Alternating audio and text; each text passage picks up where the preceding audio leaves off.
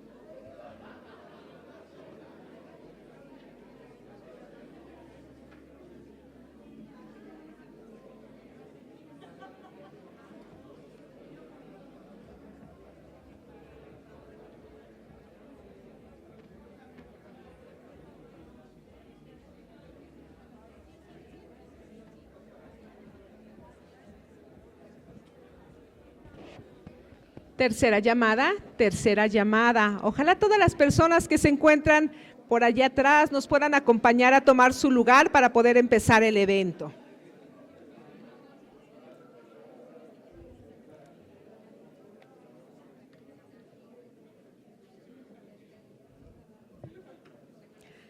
¿Qué tal? ¿Cómo están? Muy buenas tardes. En nombre del Colegio de Contadores Públicos de México, les damos una muy cordial bienvenida a este segundo foro de ACOM 2023.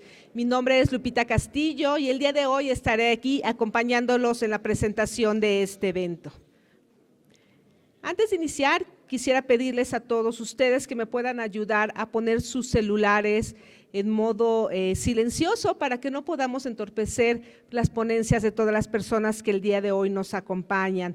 También quisiera recomendarles que si ustedes gustan hacer alguna pregunta a las personas que van a dar su ponencia, lo puedan hacer al finalizar levantando su mano y alguno de mis compañeros que trae una mascarita como esta los pueda apoyar con un micrófono para que todos podamos escuchar su pregunta y bueno, de igual forma, bueno, el ponente pueda responderla.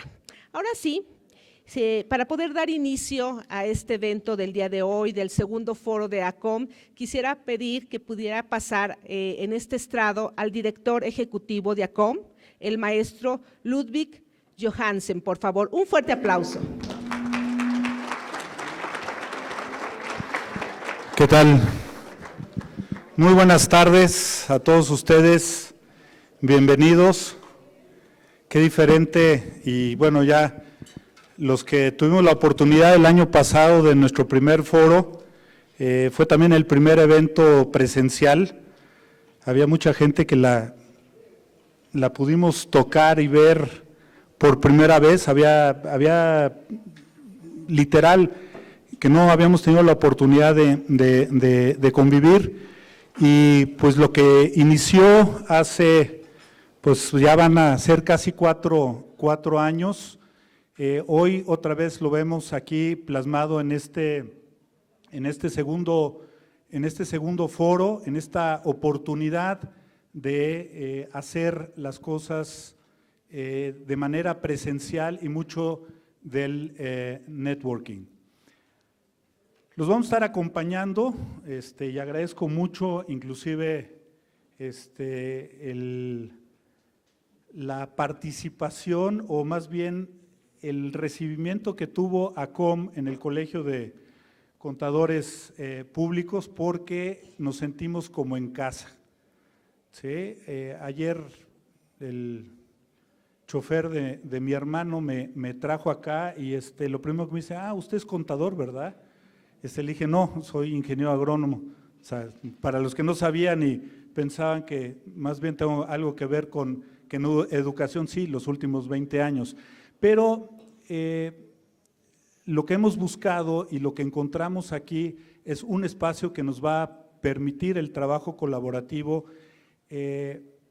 la presencia de los patrocinadores es muy diferente a la de muchos otros eventos porque buscamos interactuar más con ellos. Así como nosotros somos una asociación de dueños, de presidentes de consejo, de directores generales, pedimos, digamos, en un trato igual con las empresas que están aquí para desarrollar las soluciones. Entonces, van a haber dinámicas diferentes, inclusive vamos a hacer, luego con Patti Zorrilla va a estar encargada del business del speed date, ¿no?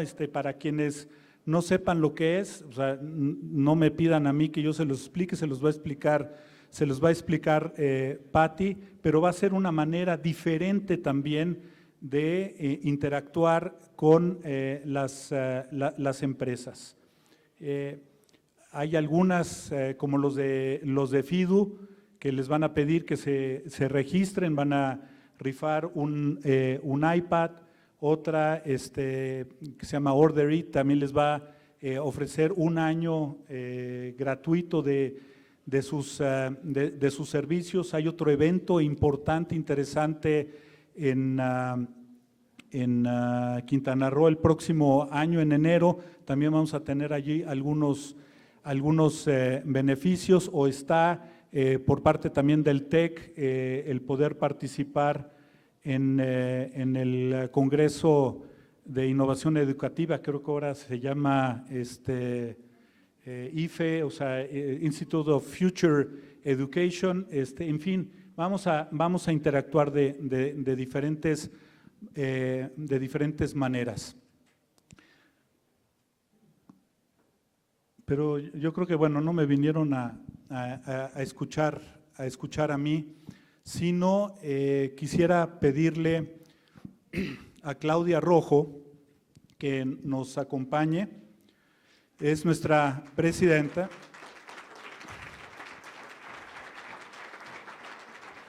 Y ayer inclusive bueno, no la sorprendí tanto, pero le decía, a ver, vimos el minuto a minuto y dije, oye, tienes que declarar formalmente inaugurado aquí los trabajos. ¿Qué digo? Lo que quieras. ¿Ya dijiste todo? No, porque a ver, nosotros empezamos hace unos meses y la idea era hacer el evento en otro lado, sucedieron una serie de cosas, luego entre tú y Laura, ¿sí? Nuestra vicepresidenta, ¿no? Que luego ahí hay un poco de plan con Maña, nos va a acompañar y nos va a dirigir unas palabras su esposo luego a la hora de la cata. Tuvimos que ver y rediseñar totalmente el evento. Entonces, yo te quiero agradecer, ¿sí?, todo el esfuerzo que han hecho y sin más preámbulo, los dejo con Claudia Rojo. Gracias, Luz. Gracias a todos. ¿Sí se escucha? Sí. Como les digo, ya dijo todo lo que esperamos para este foro. Honestamente, yo estoy muy agradecida con todos ustedes por el respaldo que siempre me han dado, desde el JUAT hasta presencial y en cualquier momento a distancia. De verdad he sentido su apoyo y eso ha sido también mucho compromiso para mí, estar como presidenta de una asociación de colegios diferentes. No solo la asociación es diferente, los colegios son diferentes, porque me he sentido muy cobijada, porque sé que estamos realmente compartiendo y no compitiendo, y de verdad, todas esas mejores prácticas que hemos vivido desde antes de pandemia, durante pandemia y post pandemia, y esa confianza y transparencia con la que nos manejamos, de verdad es inspiradora. Entonces yo espero que este foro sea muy, muy rico para todos ustedes. Sé que, y para mí también, por supuesto, pero sé que vienen horas de trabajo intensas, aprovechémoslas al máximo. Vienen momentos divertidos, sí, con unas dinámicas también interesantes y creo que innovadoras, con el Speed Date Business que nos prepara Patti. Y bueno, sé que somos un grupo muy selecto, representamos a un pequeño porcentaje de la población mexicana, pero créanme que uno a uno, familia a familia, estamos logrando un cambio muy necesario en la política educativa de nuestro país. Muchas gracias a todos, bienvenidos y damos por inaugurado el segundo foro de ACOM 2023. Gracias, buenas noches. Muchísimas gracias, doctora. Y bueno, quisiera pedir nuevamente que pase al escenario el director ejecutivo de ACOM, el maestro Ludwig Johansen.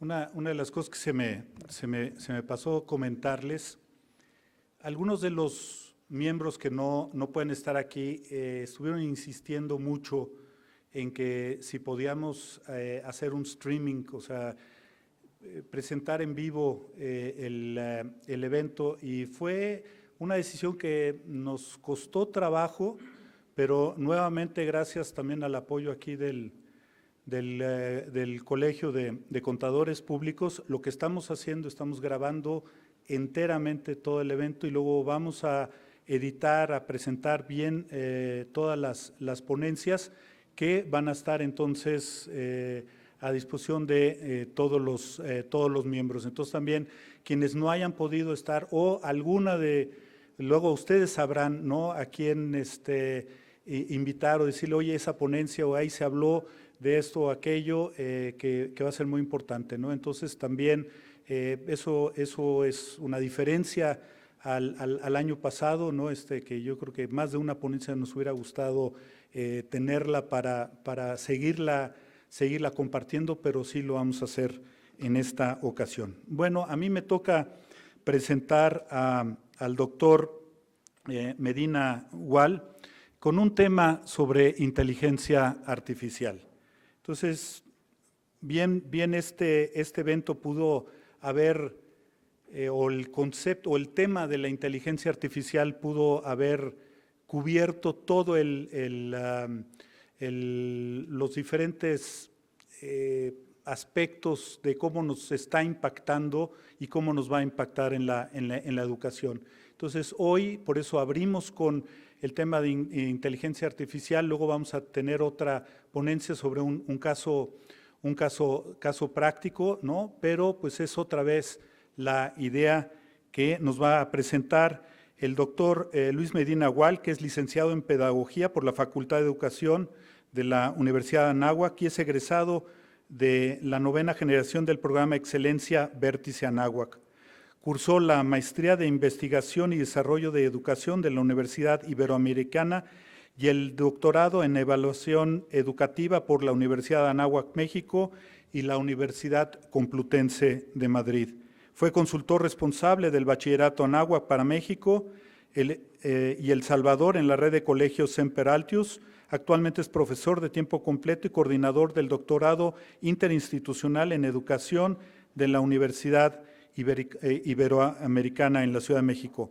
Ha presentado trabajos de investigación educativa básica y aplicada con las líneas de investigación de evaluación del aprendizaje y de la identidad docente.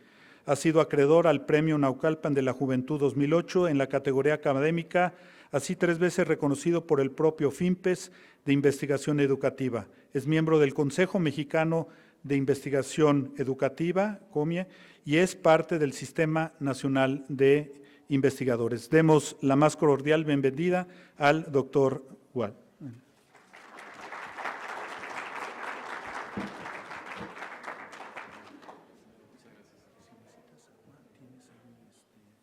Perfecto, gracias. Sí, bueno, perfecto, se escucha perfecto. Pues muchísimas gracias de verdad por la invitación a la Alianza para poder compartir esta breve horita acerca de este tema que yo creo que es algo que está en boca de todas y de todos, ¿no? Y en particular, pues sobre todo lo que estamos viendo que está sucediendo en las escuelas, pero también en la sociedad. Yo creo que en nuestro día a día no podemos negar que la inteligencia artificial está aquí y llegó literalmente para quedarse. Y está aquí, de hecho, desde hace mucho tiempo, ¿no? Está hecho de hecho aquí con nosotras y con nosotros desde hace muchísimo tiempo. En particular, la primera vez que se acuñó el término de inteligencia artificial lo podemos encontrar desde 1961. Imagínense ustedes, ahí fue cuando se propuso literalmente el término de inteligencia artificial. Si nosotros pudiéramos y tratáramos un poco de discurrir acerca de cómo ha sido la evolución de todo esto de la inteligencia artificial, pues tendríamos que darnos cuenta que la idea que tenemos ahorita de inteligencia artificial, ¿no? Si yo les digo, díganme la primera palabra que se les viene con inteligencia artificial a la mente, seguramente van a decir ChatGPT, ¿no? Pero es muchísimo más que la inteligencia artificial. De hecho, si nosotros tratáramos de sintetizar y de pensar qué significa inteligencia artificial, ¿no? Inteligencia, si nos vamos a una definición básica de psicología, podríamos pensar que es la capacidad de resolver problemas. Y artificial, pues simplemente que no es hecha a través de un ser humano, sino es a través de algún sistema autónomo, ¿no? Como una computadora, por ejemplo. Entonces, ¿desde hace cuánto ustedes dirían que las computadoras nos ayudan a resolver problemas? Pues desde la ENIAC, ¿no? Entonces, en ese sentido, podríamos pensar que la inteligencia artificial ha estado con nosotros pues desde hace muchísimo tiempo. Y pues al día de hoy, quizá la aplicación más sencilla que podríamos pensar de inteligencia artificial con la cual convivimos, podría ser, por ejemplo, cuando yo estoy completando un correo electrónico y de repente me viene estimado y me completa la frase, ¿no? Eso literalmente ya es inteligencia artificial, ¿no?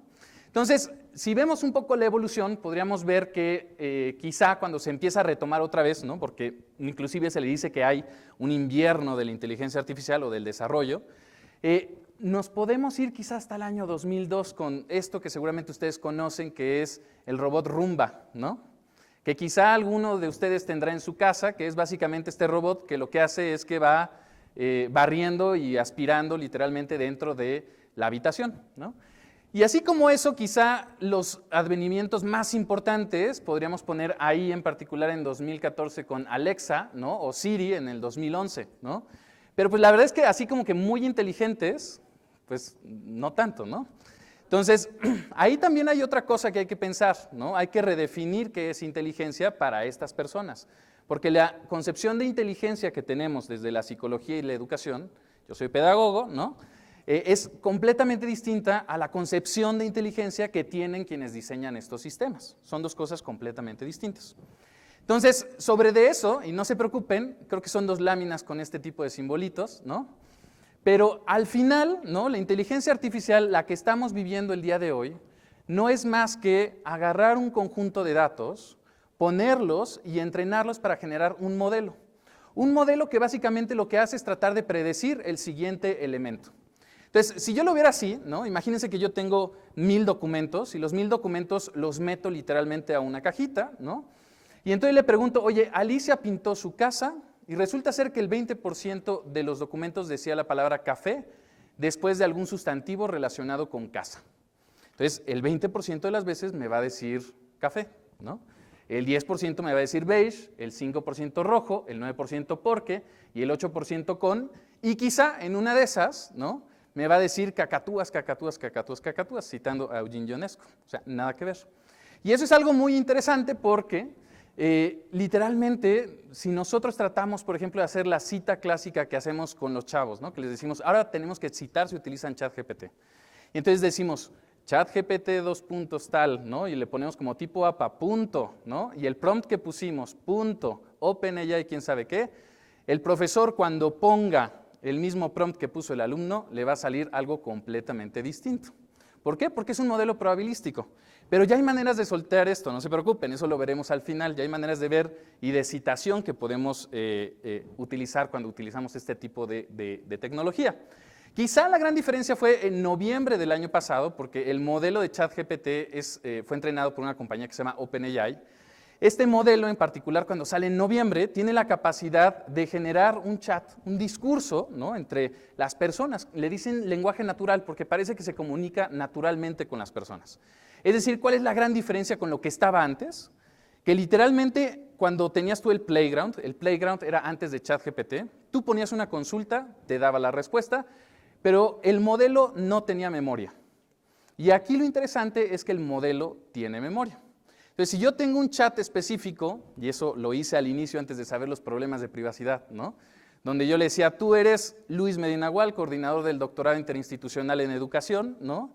El doctorado tiene estas características, y resulta ser, bueno, se está grabando, ni modo, y resulta ser que me están pidiendo de la coordinación que haga un análisis de quién sabe qué. ¿Qué posibles fortalezas, oportunidades, debilidades un FODA, ¿no? Entonces, perfectamente, cada vez que yo necesitaba algo, como hacer una carta dirigida para alguien, como Luis Medina Gual, coordinador del doctorado, pues perfectamente podía acudir literalmente a esa cajita. Y si tenía otra cajita, donde lo que hacía en esa otra cajita era, quiero que me hagas chistes acerca de pedagogos, ¿no? ¿Qué es lo que le diría, por ejemplo, Makarenko a Dewey, ¿no? En un salón cerrado? Perfectamente estaba entrenado, pero lo que pasaba es que si yo le cambiaba la conversación en ese chat, pues ya digamos como que se bloqueaba, ¿no? Pero lo interesante es justo esto, que ahora ya tienen memoria, ¿no? Eso yo creo que es una de las cosas más interesantes que sucedieron y que han habilitado muchas cosas que antes no podíamos hacer. Les voy a pasar muy rapidísimo, simplemente 3 minutitos de este video. Es un video muy largo que yo les recomiendo que lo vean, ¿no?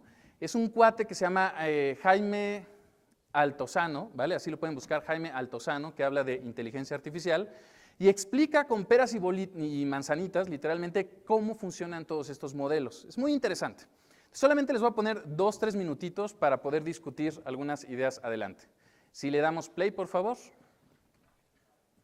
Could machines ever think as human beings do?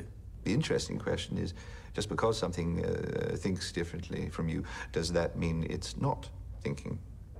Es muy mind-blowing cómo aprenden las IAs. Si has usado ChatGPT, sabes que ha aprendido a programar, a traducir, a rimar, a hacer metáforas, a extender acordes, a resumir y a hacer un montón de cosas para las que nadie la ha entrenado específicamente. Nadie le ha dado clases a ChatGPT. Nate Gentil tiene un vídeo muy bueno sobre cómo funciona ChatGPT, por si quieres entrar más en profundidad. Pero en esencia, le han dado millones y millones de textos y la han entrenado a completar textos, de acuerdo al criterio humano. Y ella ha aprendido parte del criterio humano que había detrás de esos textos. Y para eso ha tenido que desarrollar la capacidad de hacer todas estas cosas. Pero nosotros ahora vamos a ver una IA mucho más sencilla que ChatGPT. Una IA que trabaja con imágenes de muy baja calidad. Porque es una IA que no es muy potente. Pero precisamente eso nos va a permitir explorar mejor cómo funciona la IA por dentro. El youtuber CodeParade entrenó un autoencoder, que es un tipo de IA, con 1700 imágenes de fotos de graduación de gente de su instituto. La entrena con imágenes de 144 por 192 píxeles. Eso es que cada imagen tiene 27.648 píxeles. Y cada píxel tiene 3 valores en RGB. Un valor red, un valor green y un valor blue. O sea que cada imagen tiene 82.944 puntos de información, es decir, dimensiones. Al entrenar la IA, la obliga a comprimir esas 80.000 dimensiones en 80. Y eso obliga a la IA a abstraer que 80 componentes, que 80 dimensiones forman una cara. O al menos a intentarlo. Es decir, la IA podría comparar dos imágenes y le dices en qué se diferencian y te podría decir, pues este píxel es más marrón que este, y este es más clarito que este, y este un poco menos que este, pero más que este, etcétera, etcétera. Pero como cada imagen tiene 80.000 puntos de información y la IA tiene que pasarlo por un filtro de 80, está obligada a abstraer información muchísimo más high level que el color de cada píxel. Y este es el resultado. Sé que parece creepy, pero dale un segundo. A la izquierda tienes las imágenes que reconstruye la IA y a la derecha sus 80 dimensiones. Las 80 cosas que para la IA componen una foto de una cara. Conforme manipulas las dimensiones, las imágenes van cambiando. Y cada dimensión es un concepto que la IA ha abstraído. Si mueves el primer slider, lo que cambia es el color de la camiseta, de clarito a oscuro. La IA ha abstraído que hay imágenes con la camiseta más clarita, imágenes con la camiseta más oscura. Esa es su primera dimensión. La segunda dimensión es si es chico o chica. La tercera es la posición de la cabeza, si la inclina hacia un lado o hacia otro. La cuarta es la altura, si eres más alto o más bajito. La quinta es pelo rubio o moreno. También hay una que es el tamaño de la cabeza, o el zoom que tenía la cámara. Hasta ahí más o menos lo entendemos. Pero las siguientes van siendo un poco más difíciles de concebir. ¿Qué dirías que cambia al mover este slider? O sea, está cambiando algo, pero ¿cómo lo verbalizas? Y con este otro slider no está claro. Si la IA analizara mi cara, diría, es pues 0,93 en la dimensión camiseta oscura, 0,87 en la dimensión chico, 0,73 en la dimensión pelo oscuro, 0,77 en la dimensión tamaño de cabeza. Pondría en cada dimensión un número, y hasta ahí yo la entendería. Pero en el resto de dimensiones la IA lo vería clarísimo también. Diría, eres 0,54 en la dimensión 23, y 0,2 en la dimensión 35, y 0,1 en la dimensión 49. Y es posible que terminase aproximando mi cara. Su aproximación a mi cara sería un vector de 80 dimensiones en su subespacio de caras. Pero yo no sé qué significa para ella cada dimensión, cada concepto que la IA abstrae. Solo sé que la suma de todos ellos aproximaría mi cara. O sea que en esta ya podemos ver que parece que compartimos con ella algunas dimensiones conceptuales, pero el resto no sabemos qué ha abstraído verbalmente. Pero ni siquiera las que compartimos están tan claras. Por ejemplo, el slider 5 no solo dictamina rubio o moreno, dictamina rubio que se está quedando calvo o moreno que tiene mucho pelo. Nosotros concebimos que tú puedes ser rubio y moreno, calvo y no calvo, en una tabla así. La IA no ha abstraído el mundo exactamente así. Ella tiene un slider que te lleva o a rubio que se está quedando calvo o a moreno con mucho pelo. Y luego tendrá otros grupos de sliders para devolver pelo al rubio y quitar pelo al moreno. Es como si en vez de rubio, moreno, calvo, no calvo, hubiera abstraído ralvo, que es rubio y calvo, que es un concepto para la IA, y morelo, que es moreno y con pelo para la IA, es un concepto. Y luego tuviera otro adjetivo, otra categoría, que significa devolver pelo a un rubio y quitar pelo a un moreno. Y esto seguramente es porque el pelo rubio se mimetiza más con la piel y ha juntado más a los calvos con los rubios. No porque haya más rubios calvos. La realidad de esta IA son solo las 1700 imágenes que ella ha visto y con las que se ha entrenado. Y así es como ella ha abstraído el mundo. Tú tienes muchísimos más inputs y experiencia vital y te es más útil separar rubio moreno de calvo y no calvo. Otro ejemplo es el slider 2, que además de controlar masculino y femenino, controla si sonríes más o sonríes menos. Me imagino que porque los chicos chicos sonrían menos que las chicas en las fotos. Y luego tendrá otro slider o combinación de sliders para devolver la sonrisa a los chicos y quitársela a las chicas. Ese es el problema a la hora de intentar entender cómo la IA sabe cuándo algo es un melanoma, o cómo traducir algo al francés, o cómo se dobla una proteína, que no ha hecho las mismas abstracciones conceptuales que tú. Esto recuerda mucho a cuando un idioma tiene una palabra que el tuyo, ¿no? Rollo Schadenfreude en alemán, que significa alegrarte secretamente cuando a alguien le va mal. Que no es que tú y yo no lo vivamos, porque a lo mejor ves un vídeo de alguien caerse y te ríes, y eso es un poco de Schadenfreude, pero no hemos abstraído el concepto de una sola dimensión, como los alemanes. Lo hemos abstraído en varias y necesitamos varias palabras, varias uniones de conceptos para explicar eso. ¿Cómo piensa una inteligencia artificial? Sepa Dios, ¿no? O sea, el takeaway de aquí es que lo que hace la inteligencia artificial es reconocer patrones, que no necesariamente son patrones como nosotros, como tú o como yo, lo podemos entender, ¿no? Entonces, y eso es algo muy interesante porque al final son todos cajas negras, ¿no? Entonces, por ejemplo, hay un programa que sirve para reconocer melanomas y lo reconoce, dicen que con bastante precisión, inclusive mejor que algunos médicos, ¿no? Pero entonces, ¿por qué no la inteligencia artificial le enseña al médico cómo reconocer? Porque no sabe cómo reconoce, ¿no? No tiene conciencia, lo único que hace es reconocer literalmente patrones, que está cerca de la otra cosa, que está lejano de la otra cosa. Y eso es algo muy interesante porque al final todos son modelos que son probabilísticos. Siempre van a dar respuestas completamente distintas. Entonces, de manera general podríamos ver que todos los modelos que ustedes van a encontrar, sobre todo el lenguaje, se pueden estructurar en dos. Lenguajes que se llaman Base Language Learning Models, que lo que hacen es tratar de predecir la siguiente palabra, y otros que se llaman Instruction Tuned, que básicamente lo que hacen es tratar de cumplir instrucciones, ¿no? Si yo le digo, por ejemplo, necesito que me redactes X, Y o Z, lo va a hacer, ¿no? Entonces, sobre de eso hay tres palabras clave que a veces pasamos por alto, no se preocupen, no se ve, pero ahorita se las explico, ¿no? Que se refieren justo a cómo se construyen estos modelos. Y esto es interesante porque es, digamos, como el ABC de la inteligencia artificial. Estas tres palabras clave es fine-tuning, prompt engineering y finalmente reinforced learning from human feedback, ¿ok? Entonces, vamos a ver qué significan estas tres cosas. Fine-tuning, ¿qué significa? Fine-tuning significa que básicamente ChatGPT, por ejemplo, es un modelo que sirve como un antibiótico de amplio espectro, para todo lo que quieran, ¿no? Pero en realidad, si yo lo quisiera usar para educación, pues es un antibiótico de amplio espectro, ¿no? Yo necesito más bien uno que me sirva para educación en particular. Entonces, cuando sale una nueva plataforma, cuando sale una nueva inteligencia artificial, generalmente lo que tiene que pasar es un proceso de entrenamiento fino, donde le digo, ¿sabes qué? Estúdiate estos textos de Piaget, estos textos de Frida Díaz Barriga, y con esto vamos a trabajar, ¿no? Por decir algún ejemplo, ¿no? Entonces, esto es importante porque no todas las soluciones, por ejemplo, de inteligencia artificial tienen este proceso de entrenamiento. Entonces, básicamente, son como si fueran una portada que se pone encima de ChatGPT. El segundo tema que también es muy importante es este que se llama ingeniería de prompts.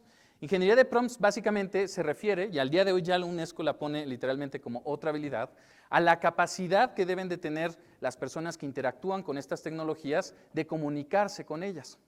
Y por eso justo les dicen que es una forma distinta, no se trata igual, aunque se llama lenguaje natural, cuando tú hablas con ChatGPT, que seguramente aquí más de uno habremos utilizado, en realidad hablamos distinto con ChatGPT a que con un humano, ¿no? Y el último tema también que es muy interesante y sobre todo de cara a la parte ética es cómo estas cosas fueron entrenadas. Y estas fueron entrenadas con unos marcos éticos. Ahora, aquí es importante porque todos estos modelos ya existían, ¿ok? Ya lo tenía Google, ya lo tenía Meta, ya lo tenían todas estas compañías. La diferencia es que no los habían lanzado. ¿Por qué no los habían lanzado? Porque muchas veces si yo le digo, ayúdame a construir una bomba casera, lo podía hacer perfectamente. O dime, por ejemplo, una broma entre un asiático, un mexicano y un africano. Lo va a hacer, ¿no? Entonces, ¿qué fue lo que hicieron? Pues básicamente, y esto también es muy unethical, ¿no? Al final, pero sentaron literalmente a muchísima gente a que calificara si las respuestas eran correctas o incorrectas. Y con eso, literalmente, lo que hicieron fue tratar de decirle, este es el marco ético de las respuestas que nos interesan. También hay que pensar ahí cuál fue ese marco ético, que nunca lo dicen.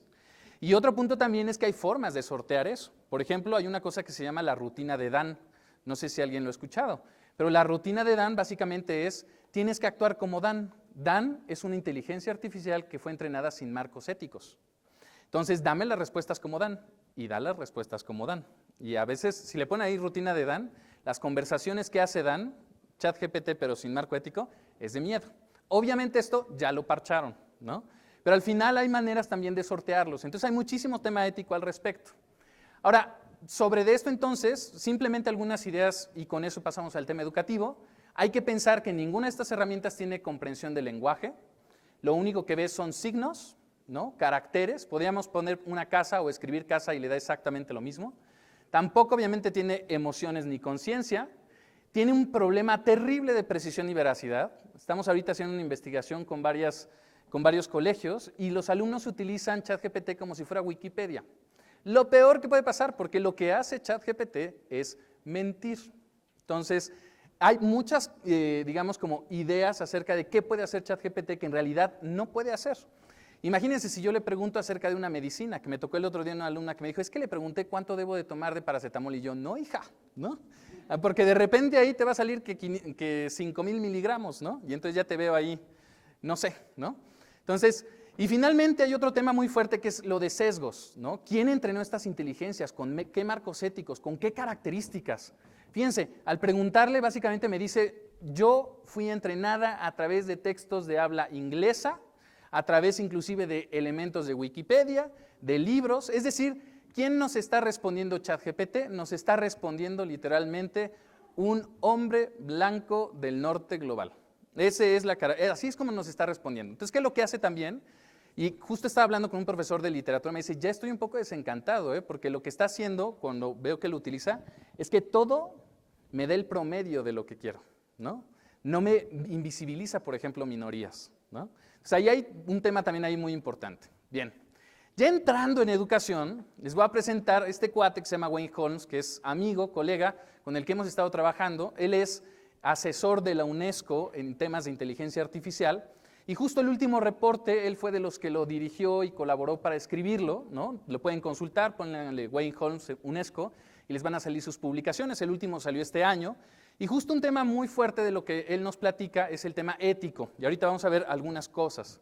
Fíjense, Wayne lo que nos dice, empieza por decirnos, hay que diferenciar dos cosas. Una cosa es enseñar y aprender sobre inteligencia artificial, y otra cosa es enseñar y aprender con inteligencia artificial.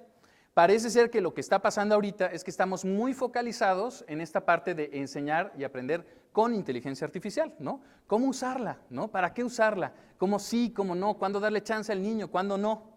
Pero poco hablamos de si los profesores conocen qué es la inteligencia artificial, de si los alumnos conocen qué es la inteligencia artificial. O sea, el uso de ChatGPT como una Wikipedia o como un Google te refiere completamente que está por otro lado, por donde están pensando que se utiliza ChatGPT. Entonces, sobre eso, por ejemplo, ¿cómo se está utilizando actualmente la inteligencia artificial? Wayne lo que nos dice es que se está utilizando en 3 tipos de plataformas o de soluciones. Plataformas que son centradas en el estudiante, plataformas que son centradas en la docencia y plataformas que son centradas en las instituciones. Entonces, de eso en particular, nos enseña algunos ejemplos. Por ejemplo, centradas en las instituciones. ¿Para qué se están utilizando ahorita? Se están utilizando para cuestiones de admisión, para cuestiones de planeación, de seguridad de las escuelas, ¿no? En China hay una que da mucho miedo, que literalmente lo que hace es que ve, ¿no? Graba a los estudiantes y dice qué estudiante está poniendo atención y cuál no, ¿no? Pero, por ejemplo, ahorita nosotros en México estamos desarrollando con la Ibero y un estado de la República, estamos desarrollando una tecnología que lo que nos permite hacer es predecir, por ejemplo, la plausibilidad de deserción o abandono escolar, ¿no? Junto con eso hay muchas otras, y proctoring, ¿no? Identificación de abandono, deserción, etc. Ahora, centrados en los estudiantes, este sí es donde parece ser que están emergiendo, pero muchísimos, ¿no? Van a encontrar muchísimos, y ahorita vamos a ver algunos ejemplos de plataformas que están saliendo de inteligencia artificial, ¿no? Hay de lo que a ustedes se les ocurra, sistemas de tutoría inteligente, chatbots, evaluación formativa automática. Este es impresionante, ahorita lo van a ver, ¿no? Entornos de aprendizaje exploratorio, simulaciones, etcétera, ¿no? Fíjense, les voy a enseñar algunos ejemplos. Por ejemplo, aquí hay uno que lo que nos permite son sistemas de monitoreo y tutoría, ¿no? Hay una plataforma que, por ejemplo, de hecho está disponible en México, que se llama Alex, que es de McGraw-Hill, y ahí, por ejemplo, lo que uno hace es que define cuáles son los objetivos de aprendizaje que quiere que desarrolle el alumno en matemáticas, y la plataforma se va adaptando para darle ejercicios más difíciles o más fáciles, ¿no? Junto con eso, obviamente están saliendo chatbots, ¿no? Ahí hay algunos ejemplos de chatbots que al día de hoy sirven para tutorear a estudiantes, Ada, Genie, EduBot, Lambda, ¿no? Todos estos son que tú interactúas, le dices cuál es la temática, el objetivo de aprendizaje y básicamente te va tutoreando para que llegues al aprendizaje, ¿no? Y también hay otros que son, por ejemplo, centrados en docentes, ¿no? Por ejemplo, detección de plagio, curación de materiales de aprendizaje, monitoreo de aulas, evaluación sumativa, asistente de enseñanza, ¿no? Y ahí, por ejemplo, les voy a enseñar algunos, ¿no? Pero hay unas plataformas muy interesantes, por ejemplo, evaluación sumativa automática, este es un listado que hay, ¿no? Que puede empezar a hacer análisis no solamente de cuestiones que son de opción múltiple, lo que generalmente hemos visto que podemos hacer, ¿no? Que inclusive ya con Google podemos hacer un Forms y que le dé retroalimentación automática. Eso también es inteligencia artificial. Pero ya con este tipo de softwares también se han empezado a hacer ejercicios donde textos o imágenes también se pueden evaluar con base en criterios de evaluación que yo puedo proveer. Fíjense este otro, este a mí me impresiona mucho. Literalmente lo que hace es, cuando un alumno escribe, por ejemplo, el desarrollo de una ecuación, lo que hace es que reconoce el desarrollo de la ecuación, sabe cuáles son los posibles errores que tienen los estudiantes, ¿no? Cuando están desarrollando algún tipo de ecuación. Imagínense, polinomial de tercer grado, lo están desarrollando y sabe cuáles son los errores más comunes. Detecta, reconoce primero la caligrafía, la convierte la caligrafía a datos y sobre de eso, ¿qué es lo que hace? Te dice, estos son los errores más comunes que tienen los estudiantes y estos son los errores que tiene este estudiante y estos son los aciertos. Y le da una retroalimentación, digamos, personalizada, ¿no? Antes de que se emocionen, esta cuesta muchísimo, ¿no? Pero bueno, al final, yo creo que poco a poco esos gaps se van a ir haciendo más pequeños y más pequeños y más pequeños, ¿no? Inclusive nosotros, por ejemplo, lo que diseñamos es una plataforma específica para la nueva escuela mexicana, que le llamamos Comenio, por Juan Emos Comenio, ¿no? El padre de la didáctica. Entonces aquí lo que buscamos, igual desde la parte de los docentes, literalmente es tratar de ayudarle a los docentes para tener puntos de partida, por ejemplo, de planeación, de diseño de materiales, etc. Entonces, por ejemplo, una cosa que hicimos fue entrenar un chatbot con toda la nueva escuela mexicana, desde educación básica hasta educación media superior. Este es gratis, entonces todos pueden entrar, ¿vale? Entonces, ahí literalmente ustedes lo que pueden hacer es decir, oye, dime por favor cuáles son las progresiones de aprendizaje de algunos de los campos formativos de básica, ¿no? Y te da cuáles son las progresiones de aprendizaje. Oye, ¿me las puedes relacionar con este otro campo formativo de ese mismo grado? Sí, aquí están. Oye, a partir de eso, ¿puedes, por favor, con este elemento del diagnóstico comunitario, que es que hay violencia intrafamiliar, ¿puedes darme, por ejemplo, un proyecto de aula? Te lo va a dar, ¿no? Y también para media superior, exactamente lo mismo puede hacer. Entonces, al día de hoy, esos documentos que, bueno, necesitaban un poquito más de diseño, sencillez, no sé, de parte de la autoridad, pero al final, ya al día de hoy ustedes pueden navegar y pueden encontrar, por ejemplo, la relación. Por ejemplo, ahí simplemente le pedí, en media superior le pedí, genera un proyecto STEAM de pensamiento matemático y ciencias naturales, ESATE y tecnología. ¡Tras! ¿No? Ahí está todo, ¿no? Y nos da con toda la planeación y todo lo que ustedes quieran. Materiales, ejercicios, todo eso lo pueden ya literalmente, por ejemplo, hacer.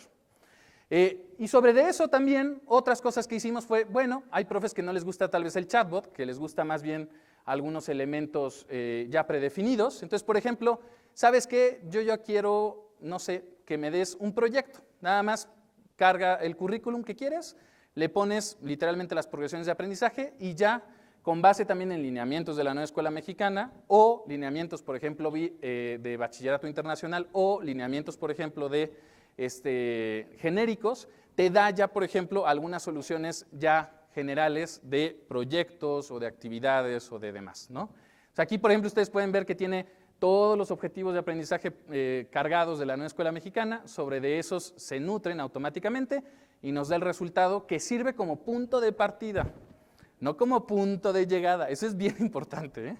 Punto de partida, no punto de llegada para los profesores.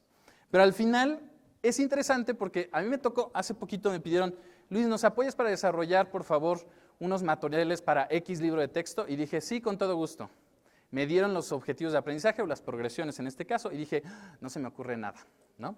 Entonces me metí a Comenio. La diferencia con ChatGPT es que ChatGPT obviamente no está entrenado con la nueva escuela mexicana. Entonces aquí yo le dije, oye, ayúdame porfa para alguna idea de proyecto para estas progresiones de aprendizaje. Y obviamente me dio, y de ahí empecé a desarrollar ya los materiales, ¿no? Entonces, de manera sintética, si ustedes ven con esta clasificación, al final todo lo que se puede hacer en educación podríamos tratar, digamos, como de categorizarlo en 3 grandes tipos, ¿no? Lo que está pasando ahorita mucho es la automatización de tareas, ¿no? Ahora, lo malo de esto es que lo más fácil de automatizar es lo más cercano a corrientes o paradigmas psicopedagógicos más tradicionales, ¿no? Lo más fácil de hacer, por ejemplo, es decirle, dame 20 reactivos de opción múltiple, retroalimentalos y dame todo, ¿no?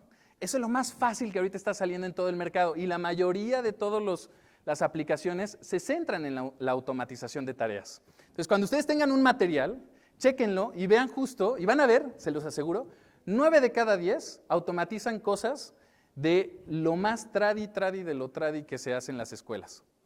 Por ejemplo, hacer un proyecto, ¿no? Revisar cosas textuales y demás, eso es más complejo, ¿no?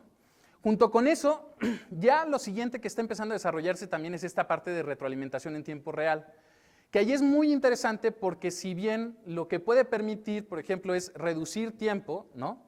También le permite, por ejemplo, al docente, un profesor, poder saber de manera general cómo están los estudiantes, ¿no? Entonces, reduce muchísimo también el tiempo. Y finalmente, una promesa de la educación que había sido muy difícil lograr es la personalización o individualización del aprendizaje. A cada quien darle algo distinto, pues está cañón. Pero gracias a esto, lo más que hacíamos era diferenciación, ¿no? Darle opciones a los estudiantes. Pero gracias a esto, ahora sí existe la posibilidad de personalizar, por ejemplo, el aprendizaje. Métanse a Khan Academy. Khan Academy, por ejemplo, al día de hoy ya lo hace también, personaliza, ¿no? Entonces, la pregunta sería, ¿necesitamos docentes? ¿No? Obviamente sí, ¿no?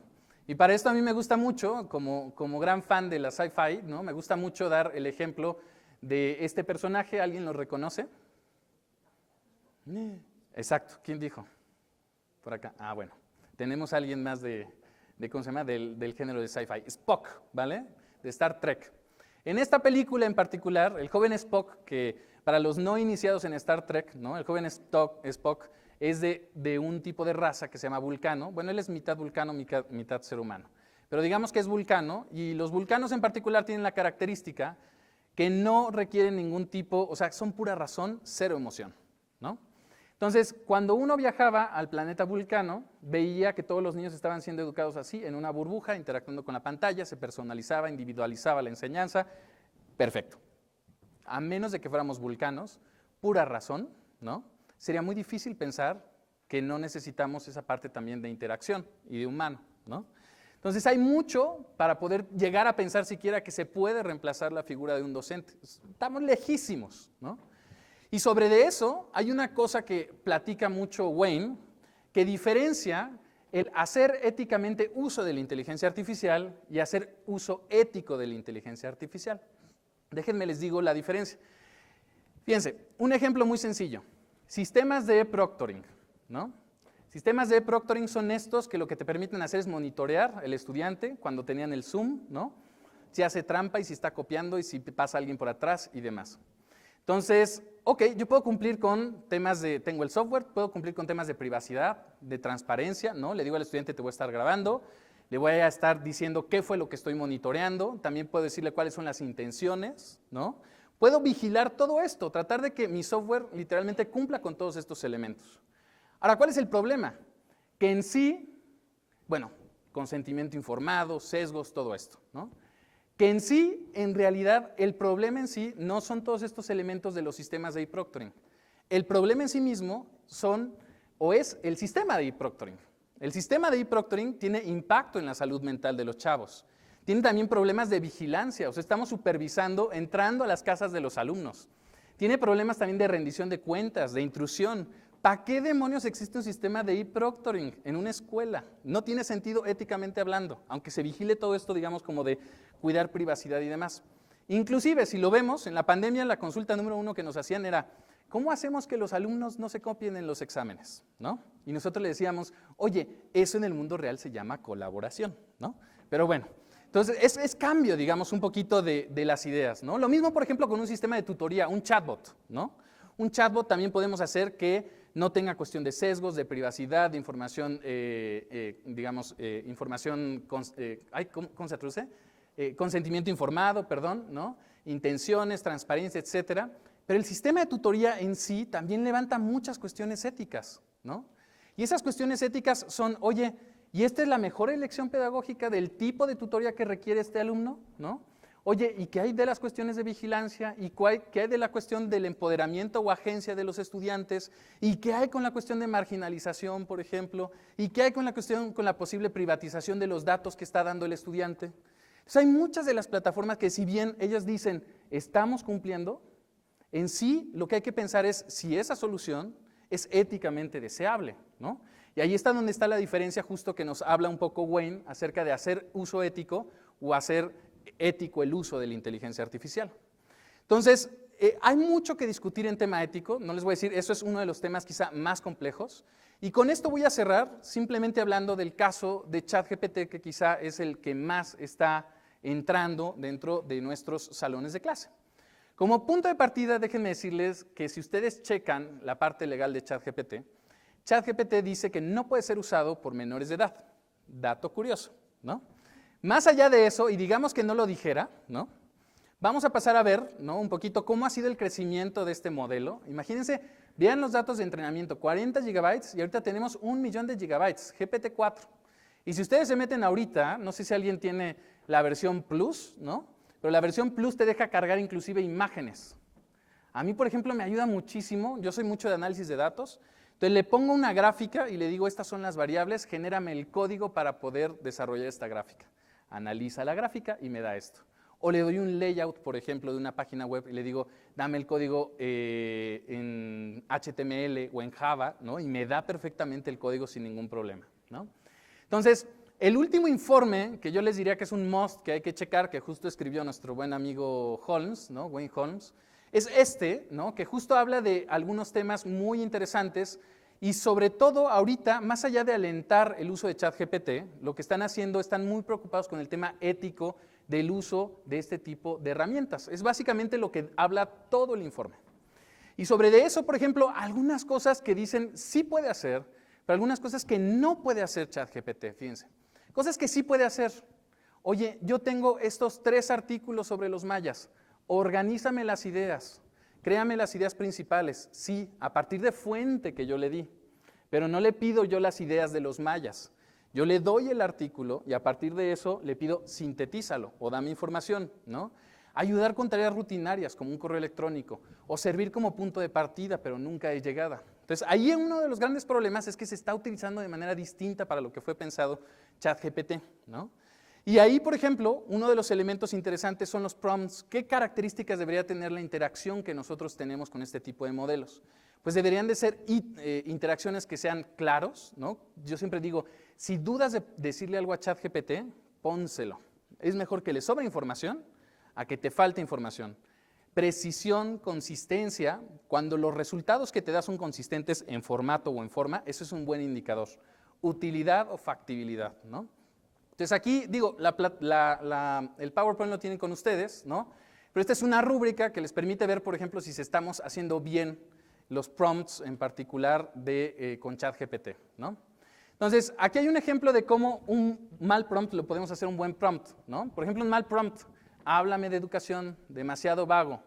¿Cómo lo podemos mejorar? Háblame de educación inclusiva.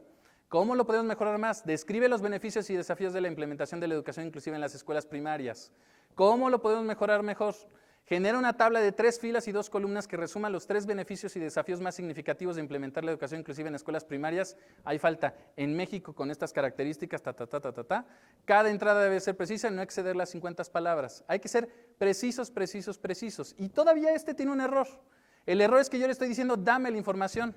No le estoy diciendo, aquí está la información, a partir de esta información genera la tabla de 3 columnas y quién sabe qué. Lo que me va a dar aquí son ilusiones, ¿no? Lo que nos va a dar, ¿no? Entonces, sobre de eso, algo que está pasando mucho, poco a poco, es que cada vez hay más votos a favor del flipeo del salón, ¿no? Como todo lo que dejamos de tarea, al final lo podemos hacer, digamos, el estudiante lo puede hacer con ChatGPT o algún tipo de herramienta similar, mucho y se insiste nuevamente en que muchas de las tareas, cuando yo quiero enseñar, por ejemplo, a hacer un ensayo, hagámosla dentro del salón de clases. Ya después podemos ir integrando poco a poco o modelando cómo se puede utilizar, por ejemplo, ChatGPT. También hay una cosa impresionante que no sé si ustedes se han metido a ver cómo sus alumnos, y ese es un estudio de etnografía digital que ahorita estamos realizando, pídanle a sus alumnos, bueno, los mayores de edad, porque los menores no pueden, ¿no? Pídanle a los alumnos que les enseñen cómo dialogan literalmente con ChatGPT. De verdad, ver cómo dialogan, las dudas que le ponen, a mí como maestro me da más información que simplemente pedir una evidencia de evaluación. Porque me deja ver el proceso, me deja ver las dudas, me deja ver las preguntas. Ese diálogo que tiene con ChatGPT de verdad es valiosísimo. Y también pues mencionarlo que hay dos grandes posturas, ¿no? Una que dice, ¿sabes qué? Hay que banearlo. Y otra que dice, pues no, en realidad hay que permitirlo, pero con uso reflexivo, y poco a poco, y hay que pensarle cómo integrarlo, y hay que equivocarnos, ¿no? E inclusive ahí hay grandes instituciones que ya lo han empezado a utilizar, y pensar que lo podemos bloquear, pues la verdad es que eso no. Y bloquearlo al final sería acrecentar las diferencias entre la escuela y la sociedad. Eso es lo que provocaríamos. Fíjense, no sé si conocen esta editorial que se llama Elsevier. Elsevier es una editorial muy prestigiosa de publicaciones de artículos académicos. Todos los académicos que queremos ser alguien en la vida, publicamos ahí. Entonces, al final, fíjense cuál es la recomendación, que no se ve, pero yo se las digo un poquito, pero lo que dice Elsevier, ya en su política, digamos, para los académicos, ¿no? Cuando publicas un artículo de investigación, te dice, tú puedes utilizar este tipo de herramientas, sí y solo sí, no es para generar contenido nuevo o insights de investigación. Tú puedes utilizarlo para cuestiones como resumir, para cuestiones como redacción, para cuestiones que no influyan con los resultados y la generación de conocimiento nuevo. Y al final, si tú pones algo ahí, lo que tú pongas, aunque diga que lo generó a través de ChatGPT o con ayuda de, el último responsable eres tú, no es ChatGPT. Y es que aquí, permítanme hacer la metáfora quizá un poco excesiva, pero al final, cuando utilizamos este tipo de herramientas, no sé si alguno de ustedes ha utilizado, por ejemplo, SPSS o Stata o cualquiera de estos softwares, ¿no? De análisis de datos. Cuando yo le meto datos y le digo, ¿sabes qué? Hazme por favor este tipo de análisis, un análisis de componentes principales. Te hace bla, bla, bla, bla, bla y te da un resultado. ¿Y tú qué es lo que haces? Agarras y lo copias y lo pones. Al final, eso es elementos que tú hiciste interactuando con ese modelo, que tenía cierta funcionalidad. ChatGPT y todos estos modelos son similares. Al final, los que son dueños del producto son las personas que ejecutan el modelo. Y ahí entonces cambia también un poquito nuestra concepción de que esto, en estricto sentido, no puede ser llamado plagio cuando se utiliza mal. Más allá de plagio, podemos hablar de deshonestidad académica o de uso irreflexivo de la herramienta. Pero plagio, no hay nadie que le estemos copiando. Nosotros pedimos ese resultado, pasó por un modelito, bla, bla, bla, bla, bla, y nos dio un resultado. O sea, al final, nosotros somos los creadores de eso, no es la herramienta. Simplemente lo pasamos por ese modelo, por ese algoritmo. Entonces, aquí justo, ¿no? Cuidados que tenemos que tener, ¿no? Visión crítica de las orientaciones, inexistencia de las regulaciones que hay en el gobierno, opera como una caja negra, nadie sabe quién es el genio de la botella, ¿no? Y el gran problema de esto es que les digo, habla como un hombre blanco del norte. Reduce la diversidad de opiniones y puede continuar marginando las voces ya marginadas. Es un gran problema que tienen estos modelos. Entonces, ya con esto cierro, ¿no? Pero una sugerencia, si lo van a empezar a utilizar, más allá de regulaciones y demás, yo les diría, transparenten el uso con sus estudiantes de cómo sí utilizarlo, para qué, cuándo, etcétera, y modélenlo. Y por ejemplo, si lo van a utilizar, ¿cómo se puede citar? Fíjense, viene aquí, este es un ejemplo de ChatGPT que tiene ahí un chat, ¿no? Y tiene ahí una cajita, si lo ven está como redondeado esta cajita, ¿no? Entonces, esta cajita lo que me permite a mí es exportar automáticamente toda la conversación que yo tengo con ChatGPT. Acuérdense que si yo le pido al estudiante que me dé el prompt que a mí me da, nunca voy a obtener el mismo resultado. Si yo le pido que exporte en una liga estable la conversación que tiene con ChatGPT, yo puedo ver toda la interacción que tuvo con ChatGPT, ¿vale? Entonces, sobre eso, un ejemplo de cómo podríamos llegar a citar.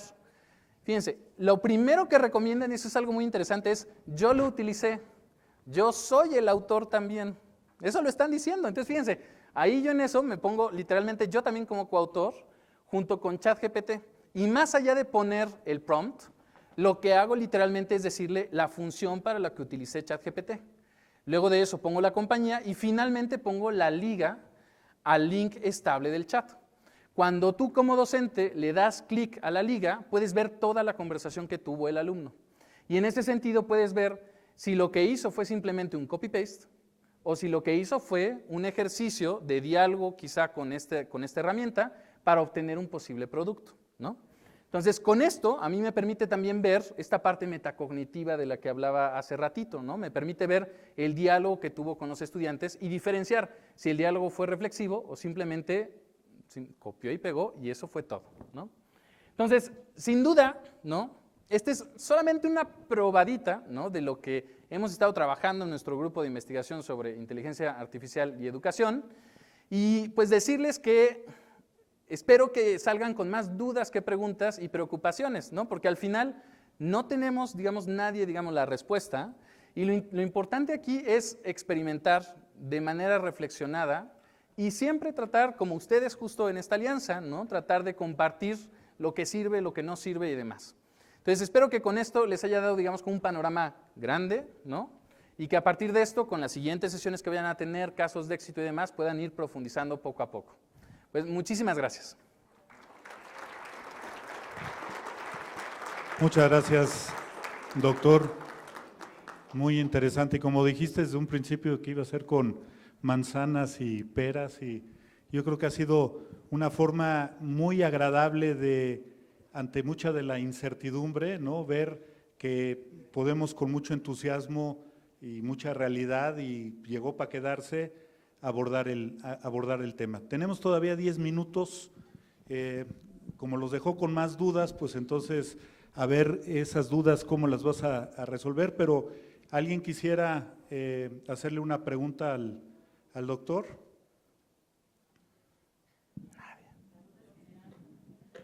A ver, láncele un prompt.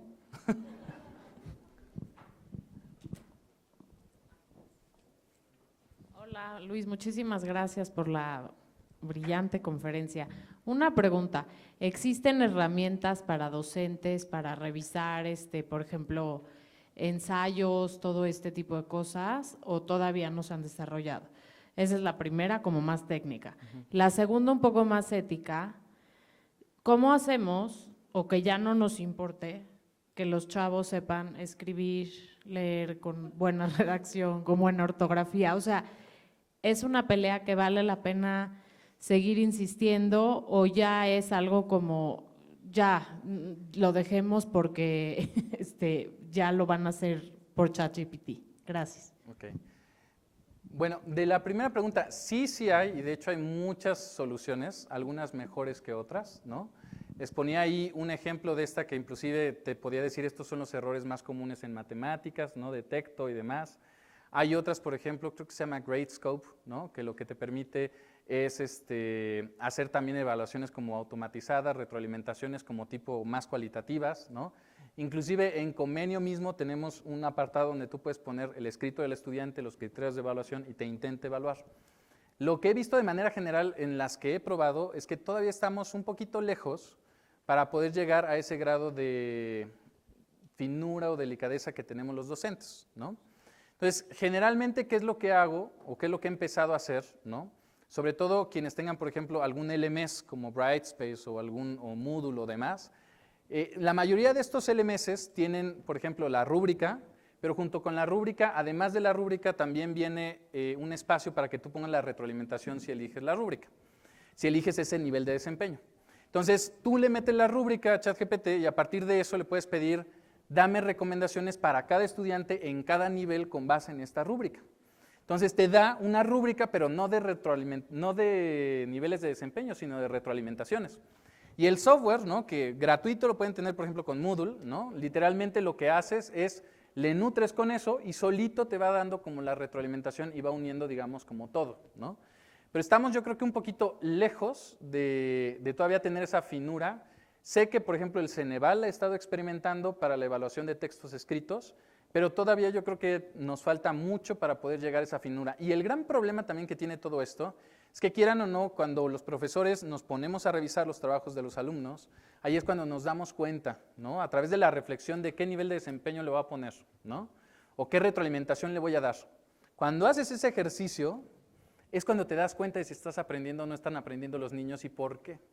Entonces, uno de los grandes riesgos que están teniendo este tipo de tecnologías es que evitan ese proceso para los profesores. Sí, te dan un resumen, los principales errores son tal, pero no hay, ahora sí que como no hay un libro en papel, ¿no?, que sustituya, o sea, que el papel siempre va a ser más rico tener, para mí, ¿no?, un libro en papel que un libro digital. Lo mismo, al menos hasta este momento, no hay como tener esa sensación de explorar los trabajos y sobre de eso tomar decisiones, ¿no? Entonces, es uno de los riesgos que tiene. Del otro tema, yo creo que sin duda, digo, es bueno que se tome, ¿no? Porque justo la mayoría de las preguntas que se hacen son en cuestiones metodológicas, ¿no? De cómo hacer que no se copien, cómo utilizarlo mejor, para qué utilizarlo, ¿no? Y como diría Sugata Mitra, ¿no?, generalmente las preguntas más importantes, más allá de lo metodológico, es lo deontológico, lo ontológico, lo teleológico, es decir, qué es lo que vale la pena enseñar y aprender, para qué, por qué, ¿no? Entonces, que te hagas esta pregunta, yo creo que es muy interesante porque no viene de la nada, ¿no? Sin duda yo creo que merece más que digamos, un estudiante de investigador educativo para poder responderla, pero creo que también, viendo la situación actual, ¿no?, no existe, ustedes utilicen Word, utilicen Drive, utilicen cualquiera de estos, tienen miles de errores ortográficos cuando uno lo está haciendo, ¿no?, que no los nota la misma computadora. Simplemente diferenciar él con él, ¿no?, el pronombre con el artículo, ¿no? Entonces, eso le cuesta muchísimo trabajo todavía. Entonces, sin duda yo creo que poco a poco, ¿no?, más allá de no enseñar, ¿no?, pero yo sí creo que son estos nuances, estos usos de la tecnología que también se van a tener que integrar, ¿no? Saber, por ejemplo, dónde se equivocan, todo eso, ¿no? Pero yo no dejaría así tal cual en este momento de enseñar, ¿cómo se llama?, de ortografía, ¿no?, gramática, ni mucho menos. Pero si me dijeras, ¿dejarías de enseñar equitación? Pues para la mayoría de la población, pues yo te diría sí, ¿no? O sea, con eso simplemente decirte que todavía no es una capacidad, un conocimiento que me parece que es ni mucho menos desdeñable para nuestro siglo XXI. A ver, nada más tu nombre y de qué colegio. No, Sara del Consejo de Educación Judía. Gracias. Sí, para que también los que no nos conocemos o vayan ubicando. Luego vengo contigo.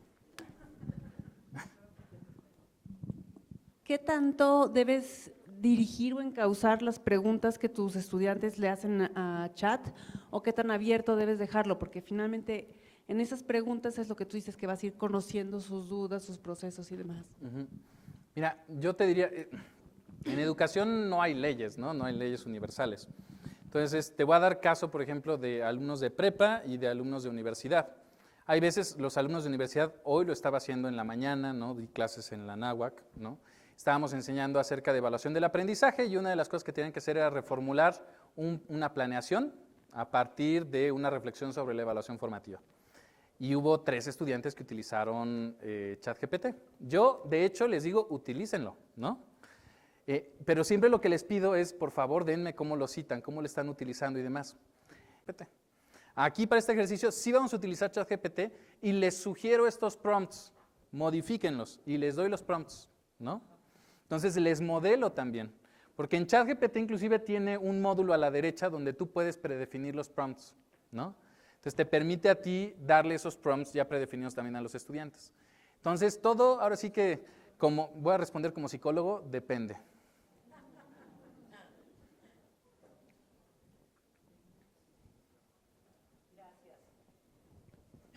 Me pasaron el micrófono, entonces creo que me toca. Mónica del Instituto Emuná. Yo te quiero preguntar, ¿la inteligencia artificial puede aprender, o sea, tiene memoria y se va autocorrigiendo y mejorando? ¿Dónde vamos a acabar y qué peligros representa? Sí, lo que planteas es muy importante reflexionar. Totalmente que aprende y aprende de todas las interacciones que tenemos con nosotros. Es parte del contrato que haces cuando utilizas ya sea Bard, ¿no?, de Google o cualquiera de estas. Y ellos deciden cómo utilizar la información y cómo no utilizar la información.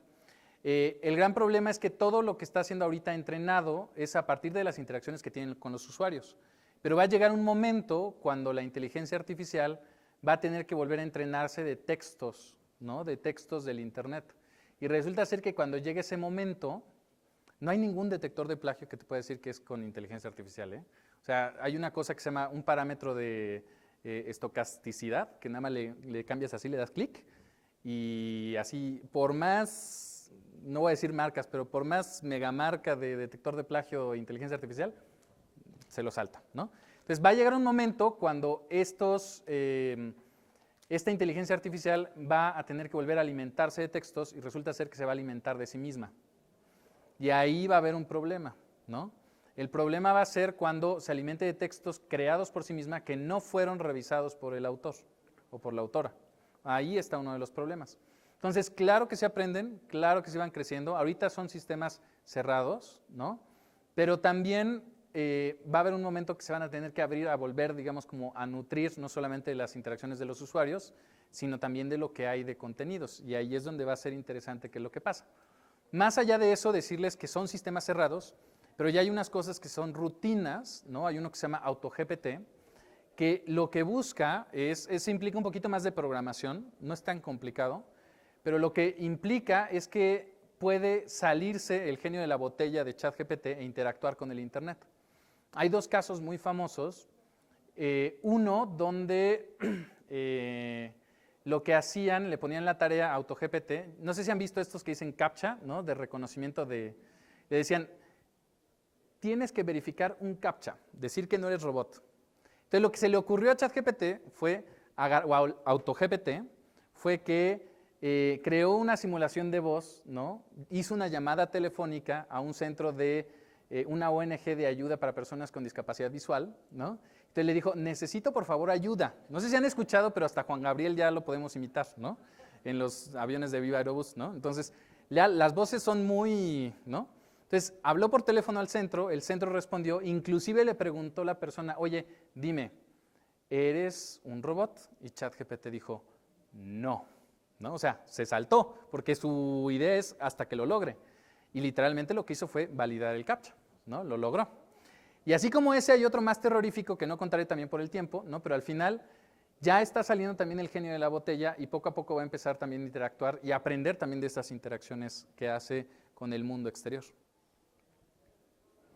No, pues sí.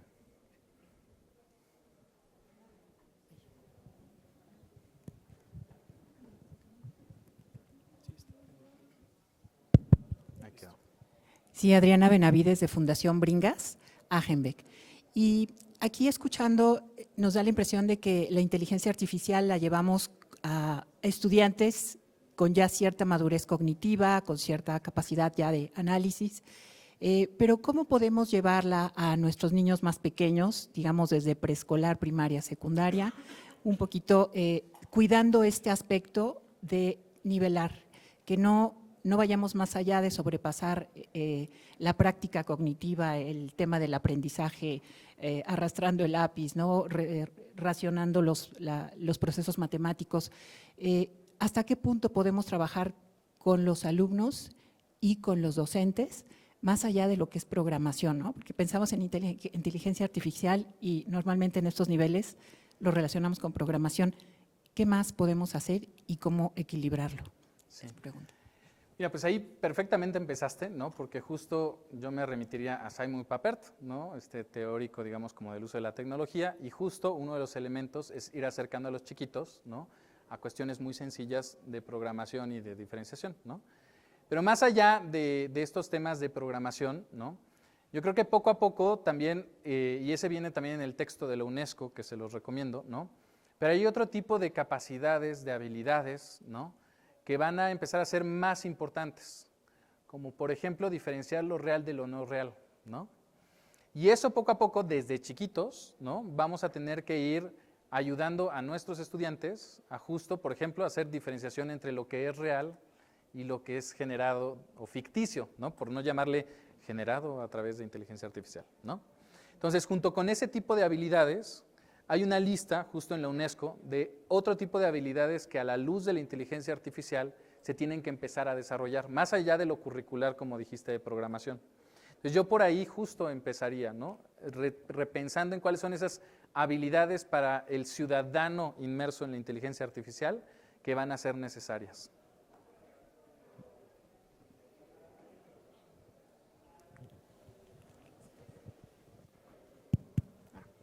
Hola, Marisol Ponce del Instituto JFR de Querétaro.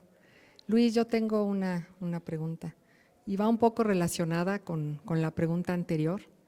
Estás platicando sobre la inteligencia artificial aplicada en el nivel profesional, pero aquí mi inquietud es que la inteligencia artificial puede ser una herramienta para potenciar los aprendizajes, porque al final es como un traje a la medida, bueno, es una utopía, de que sea un traje a la medida de cada estudiante, o sea, que respete su ritmo de aprendizaje. Y mi pregunta es, ¿cómo va esa investigación en México sobre la inteligencia artificial aplicada en la educación? Insisto, lo que preguntaban por allá, lo que vale la pena enseñar y aprender, ¿no? O sea, más allá de lo metodológico, insisto, sí va a resignificar el currículum lo que vale la pena enseñar y aprender. Y junto con eso hay otro tema también, porque yo estoy seguro que perfiles de instituciones como las que tenemos acá, seguramente van a empezar a ver, y tenemos de hecho una ponencia más adelante que muestra cómo se puede incorporar en educación básica, ¿no? Y seguramente muchos o todos ya inclusive ya lo han empezado a hacer. Pero el gran problema de esto es que somos una minoría de los que lo estamos haciendo. Entonces, que no esté en el scope también de la política educativa ni de la investigación educativa nacional, ¿no? Lo que está haciendo es acrecentar las brechas. Porque esta tecnología, de verdad, no es la panacea ni mucho menos, pero sí replantea muchas cosas, no metodológicas, insisto, pero sí de qué vale la pena enseñar y aprender. La pregunta es, por ejemplo, un alumno de quinto, de sexto de primaria, ¿cuándo sí utilizarlo? ¿Cuándo no utilizarlo? ¿Por qué decir que es mejor que digamos, entiendo esa parte de la individualización, ¿no? Que ya tienes tu chatbot que te va diciendo, no, la fracción no se hace así, ¿no? Pero que te lo diga un chat, a que te lo diga tu maestra que tiene una relación contigo, sí hay diferencia, ¿no? Entonces todavía hay mucho que investigar al respecto, ¿no? Y no hay mucho trabajo, mucho menos en México como de manera generalizada, ¿no? Entonces, no te la contesté, pero... Pues doctor, nuevamente muchísimas gracias. Creo que se merece un gran aplauso. Y te entregamos aquí este reconocimiento y también este gusto de que hayas inaugurado con esta interesante plática nuestro segundo foro.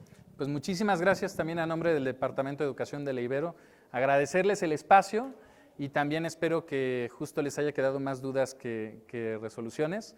Entonces, pues no hay más que de otra que como una alianza seguir compartiendo, a ver qué funciona y qué no funciona, ¿vale? Muchas gracias. Muchas gracias, doctor Medina. Y para continuar, quisiera pedir que suba a este estrado nuevamente la directora general del Colegio Europeo de México, Robert Schuman, y presidente ACOM 2023, la doctora Claudia Rojo. Y yo les quiero presentar a alguien que aprecio mucho, que admiro mucho, y por lo mismo ya no les voy a decir más. Rodrigo Cosío.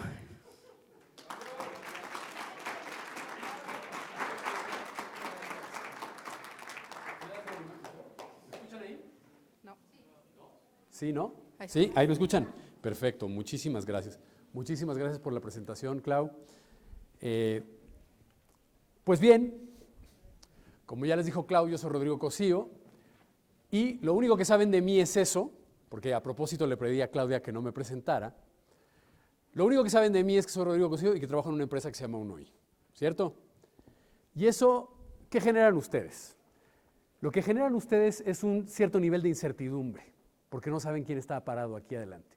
No saben quién soy, no saben de dónde soy, no conocen mi background académico, ni mi trayectoria profesional, ni mis creencias religiosas, ni mis gustos personales. Y esa incertidumbre es justo lo que quiero que sientan en este momento para ilustrar el tema que vamos a abordar el día de hoy. Ustedes pueden hacer inferencias acerca de quién es la persona que les está hablando, ¿no? O sea, todos tenemos una base de datos en nuestro cerebro que usamos para extraer o recopilar información del entorno y cruzar esa información con la base de datos que está instalada en nuestro cerebro. Eso es un mecanismo que nuestro cerebro hace automáticamente. ¿Por qué? Porque nuestro cerebro es una máquina biológica que se ha venido programando desde hace varios millones de años por nuestras interacciones con la naturaleza. Entonces nuestro cerebro está diseñado, está programado para garantizar nuestra supervivencia. Eso es lo que nuestro cerebro quiere hacer. Entonces nuestro cerebro es una máquina de obtener datos del entorno y ha ido desarrollando una serie de algoritmos muy sofisticados para poder determinar si la persona que tengo enfrente es una amenaza para mi supervivencia o no. El hecho de que yo esté parado aquí y que Claudia me haya presentado como una persona a quien estima, pues ya eso les da tranquilidad, ¿no? La persona que está aquí parada no es una amenaza para la seguridad de los que estamos aquí. Ahora, ustedes no tienen ni idea de si yo soy un buen speaker, un mal speaker, si estoy preparado para esta charla que voy a dar o no. Y entonces su cerebro está en este momento trabajando y haciendo cálculos y aproximaciones, están diciendo, bueno, pues más o menos, se ve que el tipo, bueno, más o menos sabe de lo que está hablando, pero quién sabe, a lo mejor es un charlatán que está diciendo quién sabe qué cosa, ¿no? Y ustedes están haciendo todas estas operaciones en su cerebro. ¿Qué les falta para aliviar esa incertidumbre que sienten? Les faltan datos. Lo que no tienen sobre mi persona es datos. Poco a poco, a lo largo de la charla, yo les iré revelando algunos datos sobre mi persona y mi propio actuar, mi propia presencia les irá dando información y ustedes irán incorporando todo eso y vamos a ver si logramos aliviar esa incertidumbre que sienten en este momento, ¿no? Por ejemplo, lo primero que no sé hacer es cómo operar este clicker, pero creo que si doy clic aquí, vamos a avanzar. Perfecto. Ustedes necesitan más datos y eso nos pone de lleno en el tema de la charla. Seguramente, bueno, después de la charla que acabamos de escuchar sobre inteligencia artificial, ahí se habló de los datos, de cómo los datos son los insumos que utiliza la inteligencia artificial para producir estas maravillas que produce. Y seguramente han oído hablar de que estamos viviendo en la era de la data, que la data es el activo más valioso del siglo XXI, que la data es el nuevo petróleo, etcétera, etcétera. ¿Han oído estas cosas? ¿Les suenan? Muy bien. ¿Pero qué es la data? ¿Alguien tiene una idea? ¿Alguien me puede decir qué son los datos? ¿Información? Por ahí dicen información. A ver, ¿quién da más? Otra. ¿A qué nos suena la palabra dato? Números, bien. Cifras. ¿Las palabras son datos? Las palabras son datos. Muy bien. Ahí les va un dato sobre mi persona. Yo soy un aficionado recalcitrante de la historia y la filosofía. Entonces, como tal, siempre me gusta ir a las fuentes etimológicas de todo. Entonces me fui a investigar, me di a la tarea de investigar la palabra dato. ¿De dónde viene? Bueno, resulta que viene del latín clásico datum, ¿okay? Que significa lo que se da. No es una definición muy útil en este momento, es un poquito ambigua porque lo que se da es una definición que se puede aplicar a muchas otras cosas que no necesariamente son datos. Se puede dar un regalo, se puede dar un abrazo, podemos dar otras cosas que no necesariamente son datos, pero esto es una base. La palabra dato ha pasado por una serie de iteraciones a lo largo de la historia, desde los antiguos romanos hasta nuestros días, y se ha ido modificando su significado, particularmente por su roce con las ciencias matemáticas. La palabra dato ha pasado a formar parte del glosario, principalmente de la estadística y de la informática. Y al haber sido una palabra amasada en esas ciencias, pues su significado se ha ido desarrollando. Hoy en día podemos decir lo siguiente, y esta no es una definición oficial, pero es una definición que funciona a mi modo de ver. Un dato es una unidad básica de información que revelamos o aportamos a un todo con el fin de disminuir la incertidumbre. ¿Ok? Eso es. O sea, ya desde que decíamos, ya desde su raíz latina de lo que se da, ahí ya nos habla de la relación transaccional del dato. El dato hay que darlo, el dato hay que revelarlo, hay que aportarlo a un contexto, a un todo, para que tenga valor, porque si no es una cosa extraña. Bajo esta definición, el dato es algo así como una pieza de un rompecabezas. Si yo les doy una pieza de un rompecabezas, ustedes me pueden decir de qué se trata este rompecabezas, si yo les doy solo esa pieza. Hay un altísimo nivel de incertidumbre aquí, ¿correcto? Está la pieza del rompecabezas, pero yo no sé de qué se trata este rompecabezas. Veo un par de manos ahí. Conforme voy revelando más piezas del rompecabezas, voy aliviando esa incertidumbre, voy generando más certidumbre, conforme aporto más contexto. Pero no es sino hasta que tengo el rompecabezas completo que tengo información. Esta es una estructura de información. Es que está compuesta por una serie de datos, ¿de acuerdo? Pero los datos sueltos, si los datos estuvieran sueltos y desordenados, no me sirven de mucho. Aunque ahí estén las dos Fridas, en ese montón de piezas de cartón, o de madera, que no sé qué son, cartón, no las puedo leer, no puedo ver la información que está ahí. ¿Por qué? Porque los datos están desordenados, están desorganizados, no están estructurados y puestos en el orden correcto para que esa información tenga valor. Hay que poner los datos en valor para que la información suceda y entonces esto tenga valor. Pues bien, en el mundo escolar, lo decían por aquí hace ratito, los datos pueden venir en forma de números, pueden venir en forma de palabras. Esos son los dos formatos en los que los datos nos llegan principalmente hoy en día, en forma de números y en forma de palabras. Y generalmente un dato, ya estoy hablando desde el punto de vista de la informática, describe dos tipos de cualidades. O describe una cualidad, o mejor dicho, un atributo, más que una cualidad, es un atributo cualitativo o cuantitativo. Eso es lo que describe un dato. Les voy a poner un ejemplo clásico de la escuela. Mariana sacó 6 en el examen de matemáticas. Este es un caso típico escolar, todos lo hemos vivido, todos lo hemos visto. ¿Qué me dice? ¿Esto es un atributo cualitativo o cuantitativo? Que Mariana sacó 6 en el examen de matemáticas. Es cuantitativo. Ahora, Mariana es mala en matemáticas. ¿Es cualitativo o cuantitativo? Lo que sucede, lo que suele suceder en la cultura escolar es que solemos extrapolar del dato cuantitativo al dato cualitativo. Es una tradición, es una larga tradición escolar.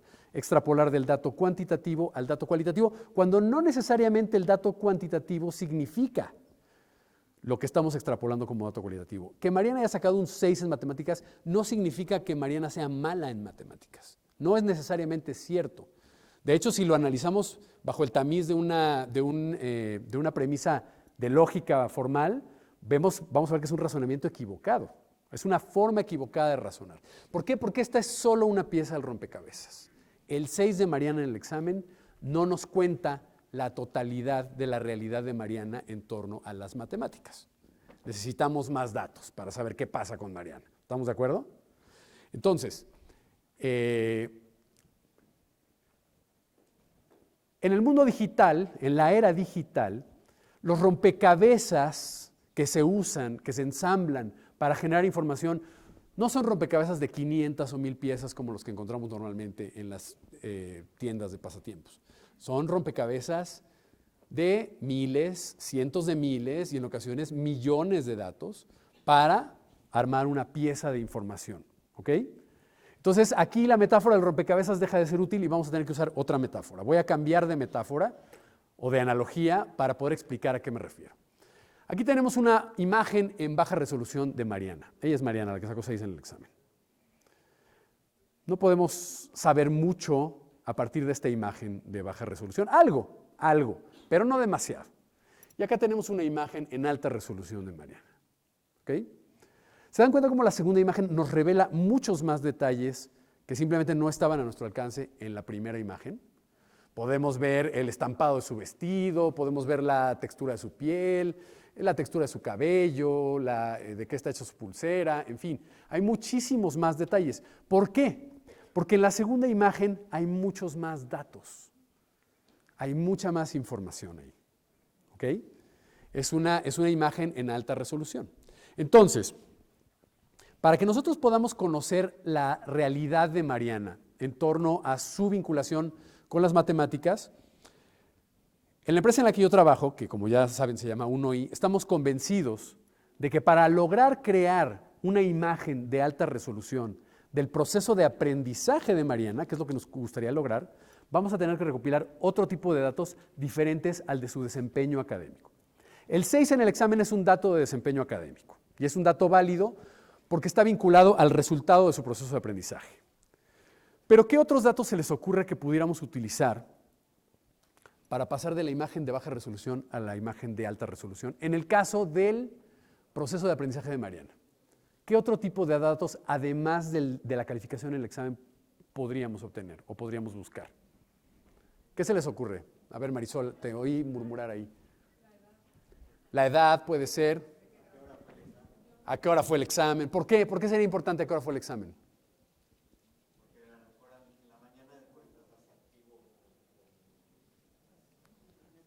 Más descansado. Raúl, asistencia a clases. ¿Perdón? Muy importante, situación emocional, las emociones. ¿Qué otra cosa?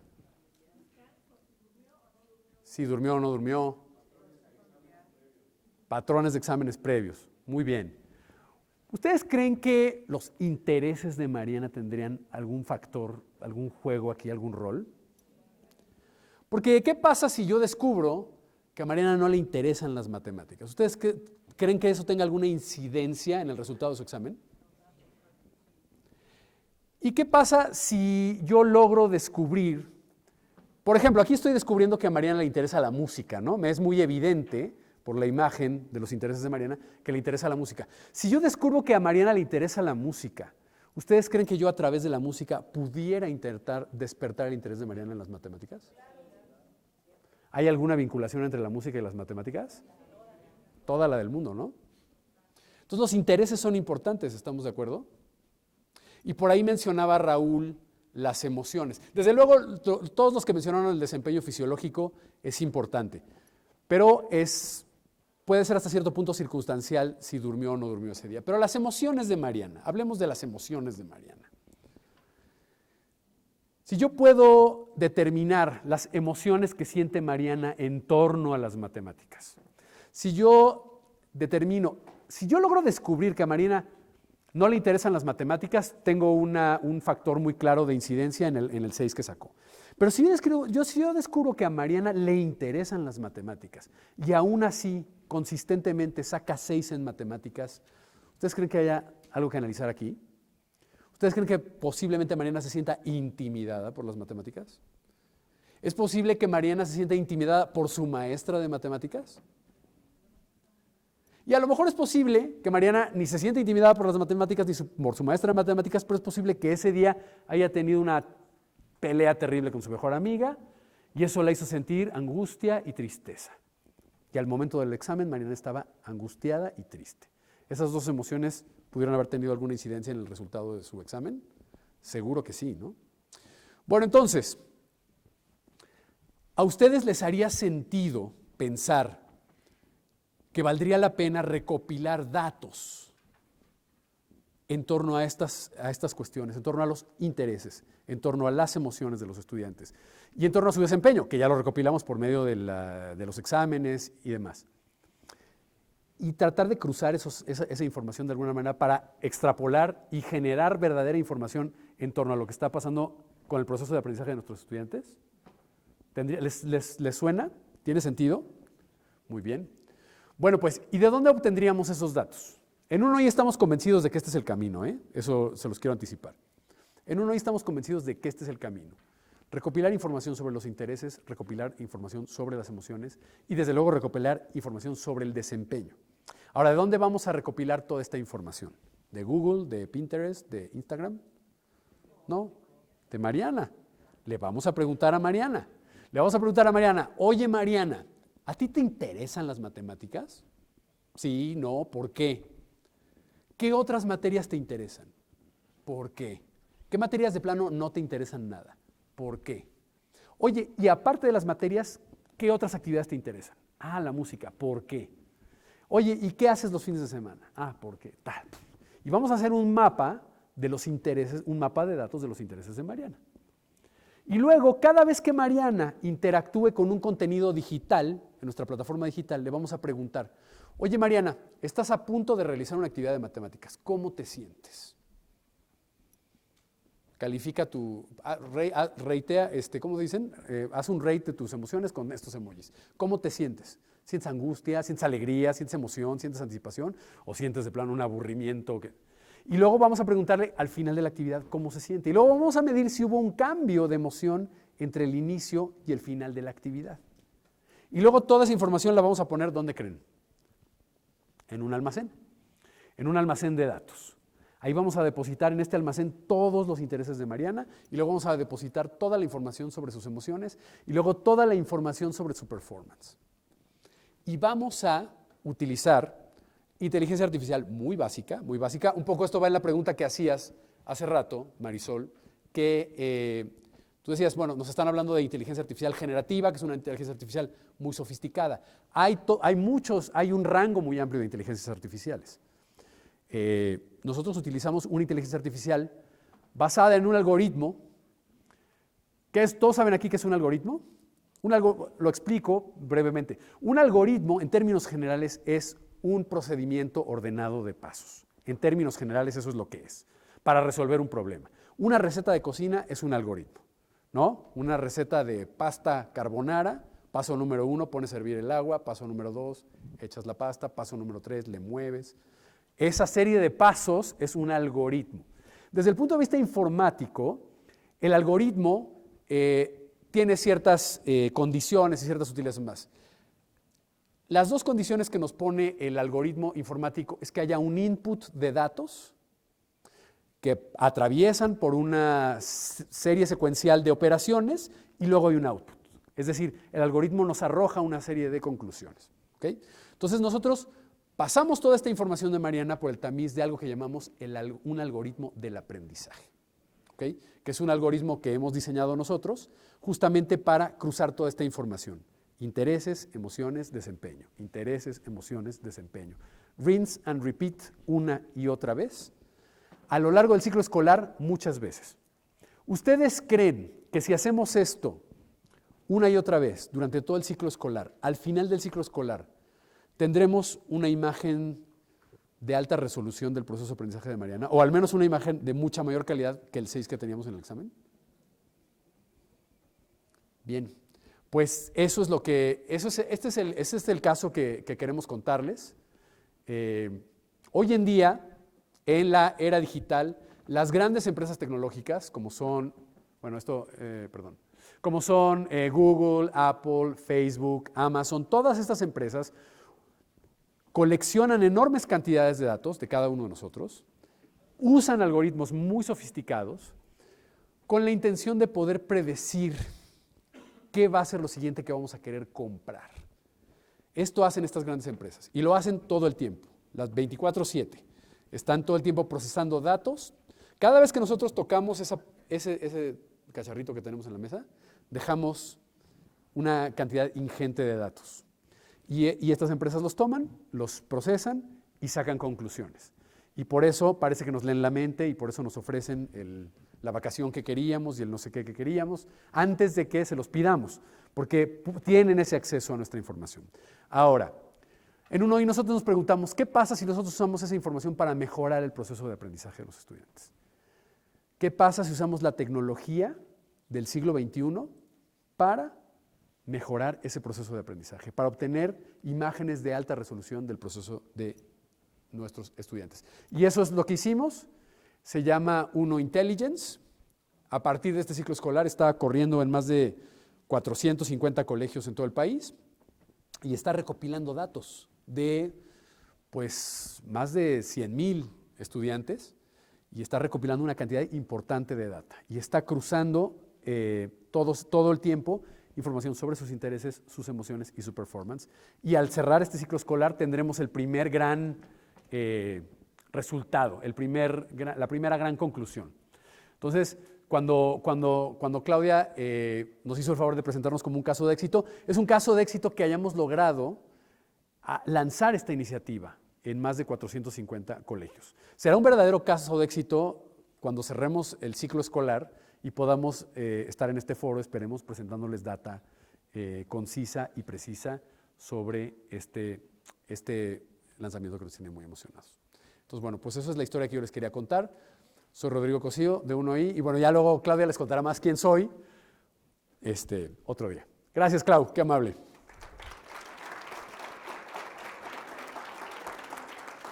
Ahora sí ya les puedo decir que tiene 25 años trabajando en tecnología, en educación, en comunicación, en marketing, es asesor de muchos colegios, da pláticas a padres,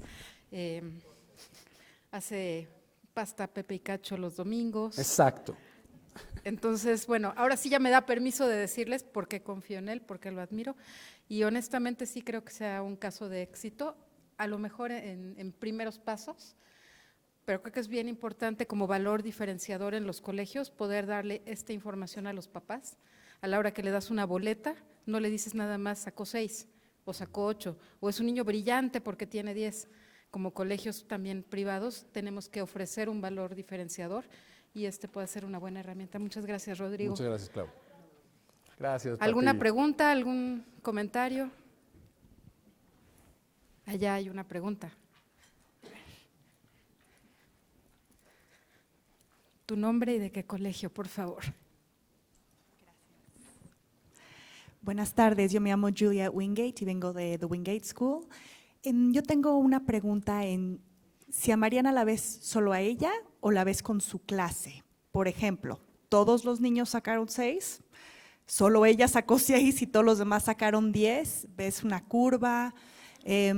Porque creo que también el comparativo dentro del salón de clases posiblemente, o a las niñas les va mejor que a los niños o lo que sea, perdón que te interrumpa, no solo dentro del salón de clase, dentro del colegio entero, dentro de la localidad, dentro del estado, dentro de todo el país, dentro de toda la red de colegios 1I, que en este momento son más de 450, podemos hacer ese cruce informativo, porque tenemos la data y tenemos los algoritmos para hacerlo. Usé el ejemplo de Mariana porque quería ejemplificar muy claramente cómo podemos ayudarle a ella en específico a mejorar su proceso de aprendizaje, ¿no? Nos parece algo fundamental. Pero desde luego la estadística se puede mover en cualquier dirección que queramos. Gracias.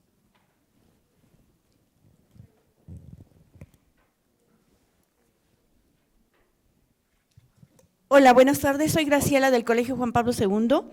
Me parece muy interesante tu planteamiento porque efectivamente los alumnos, yo siempre en el colegio les digo a los papás, primero es persona integral y después es alumno. Y esta parte de tomar en cuenta sus emociones, sus intereses, cambia toda la perspectiva, porque por muchos años la calificación de un alumno se limitó a ese número que puede tener 1000 variantes, ese resultado. Así es de que me parece muy, muy interesante y sí me gustaría saber mucho más acerca de del proyecto de ustedes. Pues gracias. Ahorita platicamos con mucho gusto. Gracias. Raúl, ¿quieres preguntar algo? ¿No?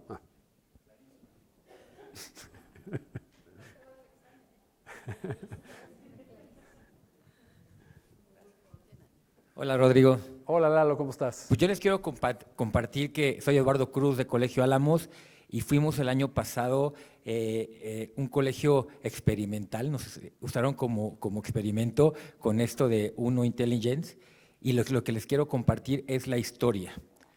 Estuve en la aplicación al principio con los alumnos de secundaria y cuando ellos estaban llenando todos los datos y esos datos les estaban arrojando su personalidad, el compartirse con sus compañeros, si estaba correcto o no, si se identificaban o no, fue algo en verdad para los niños de secundaria, que todos los que tenemos secundaria es todo un desafío. Se pasaron muchísimo tiempo en prepararse para ese momento. Después de ahí, ¿sí?, ellos mismos, y esto es algo bien importante, se empoderan y empezaban a decirle al profesor, tú ya sabes que me gusta la música, tú ya sabes cuáles son mis intereses. Y entonces ellos están poniéndose como protagonistas y están llenando esta data con mucho mayor, hay muchos alumnos que llegan a matemáticas y ni han estudiado mucho, pero aquí ellos contestan esta data con mucho mayor interés. Claro. Y eso ha generado dentro del colegio esta nueva perspectiva en los alumnos de conciencia, de que los algoritmos, de que los datos, la conciencia de cómo compartirlos, si compartirlos o no, porque también entró el debate, ¿comparto mis datos o no comparto mis datos? Y todo eso ha sido bien enriquecedor. Yo nada más quería compartirles que esta parte del año pasado que vivimos fue verdaderamente espectacular. Nosotros con nervios también, porque pues toda la innovación trae consigo mucho más trabajo, pero hasta los maestros estaban emocionados y eso a nosotros nos causó muchísima alegría. Padrísimo, Lalo. Muchas gracias por tu testimonio. ¿Alguna pregunta? ¿Alguien se queda con alguna duda? ¿Cuál es la? Marisol. Sí, ¿verdad? Ya es hora. Vámonos. La última pregunta, Marisol, y nos vamos al cata. No es pregunta, Rodrigo, es muy alentador que en esta época de la era de la información, en donde la tecnología nos rebasa pues todos los días, haya un proyecto como el que nos platicas, que utiliza inteligencia artificial, que yo creo que es el futuro de la educación, y que tu proyecto tenga esa visión de abarcar ese campo que hasta ahora, por lo que me comentaba el otro ponente, pues es como casi inexplorado por ahora, porque con modelos como el que nos platicas, pues ya le da la visión a los colegios también, para que podamos avanzar. Totalmente. Necesitamos avanzar. Totalmente. Felicidades. Muchas gracias, Marisol, muchas gracias. Muchas gracias. Pues muchas gracias. Rodrigo Cosío, muchas gracias por tu participación en este Encantado. Segundo Foro ACOM 2023.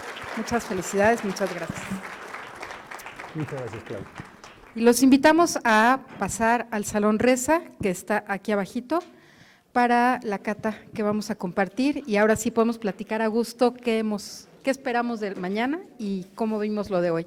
Muchas gracias.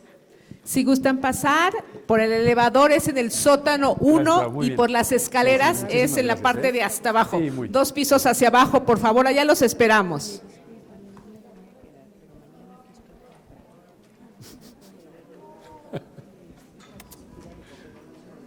Felicidades, ¿eh?